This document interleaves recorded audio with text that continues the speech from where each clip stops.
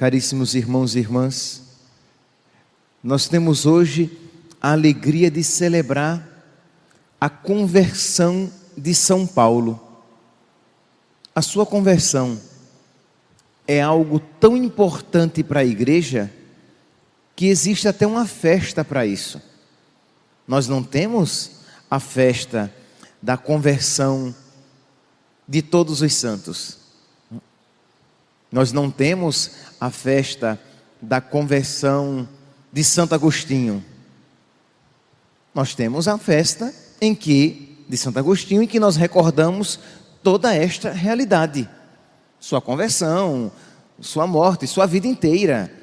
Mas de São Paulo nós temos a festa do seu martírio, o dia de São Pedro e São Paulo, no dia 29 de junho, e temos a festa da conversão de São Paulo, porque foi algo de uma grande riqueza para a igreja e algo também extraordinário, porque Jesus apareceu a São Paulo de uma maneira como que aos apóstolos. Não foi uma visão como muitos santos tiveram uma visão de Nosso Senhor, mas foi algo extraordinário e que mudou a sua vida. Quem era São Paulo, meus irmãos? São Paulo era um judeu, um fariseu, um homem piedoso, um homem religioso. Diz aqui a primeira leitura que nós ouvimos hoje, São Paulo vai descrevendo um pouco, de uma maneira resumida, a sua vida. Ele era um homem religioso, mas que necessitava de conversão. Aqui, meus santos, isso deve nos iluminar a todos nós. Ele era um homem religioso, mas que necessitava de conversão. Isso mostra que muitas vezes, mesmo as pessoas de religião, as pessoas de igreja, existem realidades ainda não tocadas pelo Evangelho, não tocadas pela graça de Deus, realidades que precisam ser iluminadas. E diz então que São Paulo, na estrada para Damasco, ele se encontra com Jesus ressuscitado, se encontra com Nosso Senhor como uma grande luz que o deixa cego, uma grande luz que o envolve, uma luz, meus santos, que de alguma maneira obscurece todas as outras luzes. Como é importante pedir a Deus a cada dia esta graça de uma luz que obscureça as outras luzes da nossa vida e que nos dê a clareza necessária. Quando nós estamos de dia, por exemplo, as estrelas ainda estão no céu, mas a luz do sol é tão forte que nós não vemos mais a luz das estrelas. Elas desaparecem. Pedir a luz de Deus na nossa vida é pedir que Ele brilhe de tal maneira dentro de nós que outras realidades, outrora brilhantes, que outras realidades que tinham um significado para nós, percam este valor tão grande, percam este significado. Então é pedir que Deus se mostre de tal maneira importante e belo em nossas vidas, que nós vejamos que tantas outras coisas que pareciam importantes, que não sejam, que se mostrem não tão importantes assim. Pois bem, diz então que a luz de Deus aparece, que Nosso Senhor aparece a São Paulo e que o seu coração muda. De perseguidor dos cristãos, ele se torna agora propagador da fé cristã. Nosso coração se enche de alegria, porque São Paulo então vai pregar, o apóstolo dos pagãos vai pregar para os pagãos, evangeliza a Europa, que evangeliza o Brasil, porque Portugal evangeliza Brasil. Então nós temos uma grande alegria em celebrar a conversão de São Paulo. Mas, meus irmãos, Celebrar a conversão de São Paulo não é apenas celebrar uma realidade nele, mas nós precisamos também pedir a Deus que esta realidade se realize em nós, que nós também nos convertamos, que nós também possamos nos encontrar com nosso Senhor a partir de uma luz nova. São Paulo, ele dizia a respeito dos judeus, que os judeus ainda hoje leem as Escrituras e tem como que um véu que os impede de ver a verdadeira riqueza da Escritura.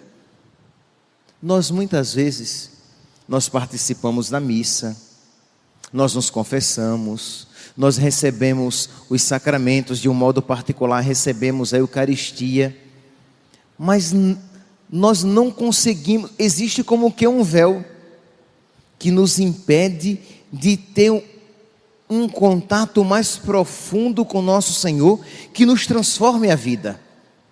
Ora, nós entramos na fila da comunhão e nós recebemos Deus, nós recebemos Jesus, Ele vem habitar fisicamente em nós, e isso parece que não nos muda a vida, que não nos transforma o coração. E mesmo depois de a sua presença física não ser mais,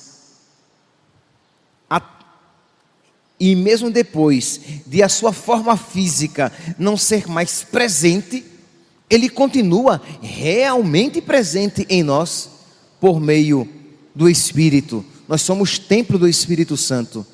Cristo habita em nós, de uma maneira espiritual, mas real. E isso não nos transforma a vida. Por quê? Por causa de Cristo? Por causa da ineficiência, da falta de eficiência do Espírito Santo? Não, por culpa nossa. Por quê? Porque algo em nós ainda se encontra como que travado.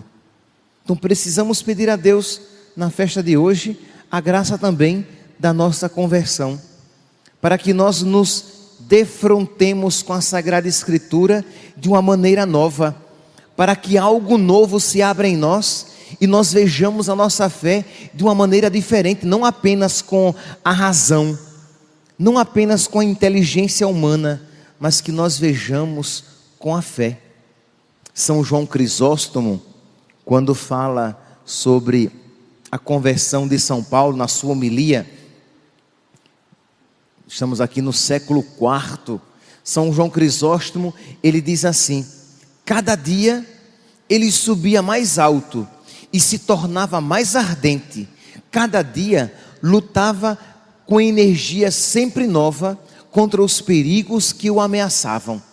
Cada dia progredia sempre mais, cada dia conhecia a Deus sempre mais, cada dia mergulhava mais profundamente no mistério de conhecer a Deus e amá-lo.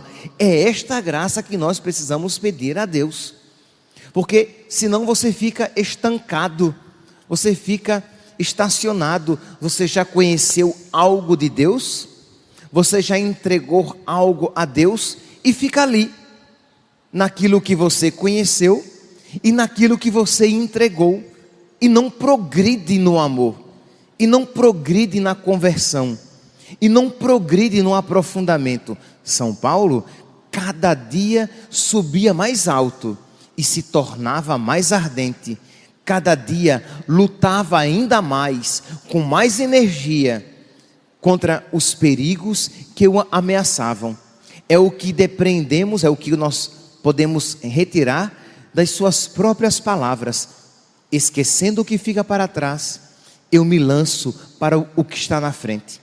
Percebendo a morte que se aproximava, diz aqui São João Crisóstomo, São Paulo, percebendo a morte que se aproximava, ele dizia: alegrai-vos e congratulai-vos comigo. Vocês podem perceber aqui, meus santos, esta fé profunda, isto é, a morte se aproxima e ele percebe: é a melhor coisa que me acontece. A morte se aproxima e ele percebe, é um presente de Deus, eu morrer por ele e eu me desgastar por ele. Esta é a fé cristã. Nisto, nós com a nossa inteligência cremos, mas não com a luz da graça. Não desta maneira que nos move a ação. Não desta maneira que nos dá ímpetos novos de maior generosidade e amor para que nós nos entreguemos a Deus com mais radicalidade. Se eu perguntar a você, existe melhor vida do que aquela vivida com total e completa generosidade a Deus? Você vai dizer, pela luz da razão, evangelizada, por esta razão tocada pela graça, mas de uma maneira ainda superficial. Você vai dizer, não existe. Nossa, a melhor coisa é entregar-se a Cristo e ser totalmente generoso para com Ele. Se eu perguntar, existe melhor coisa, maior honra do que sofrer por Cristo? Você vai dizer, não. Bem-aventurados sereis quando vos perseguirem, caluniarem e maldisserem, porque grande será a vossa recompensa. Mas isto você compreende apenas pela razão, não ainda iluminado pela graça. Se eu perguntar, existe alegria em se entregar por Cristo ao ponto de tudo perder por Ele? Você vai dizer, iluminado pela razão que conhece o Evangelho, não existe maior alegria. Maior alegria há em morrer por Cristo, porque não há maior amor do que aquele que dá a sua vida. Mas isso você diz pelo seu intelecto, porque você já aprendeu isso, porque a Sagrada Escritura diz isso, porque a igreja ensina isso, porque os santos ensinaram isso.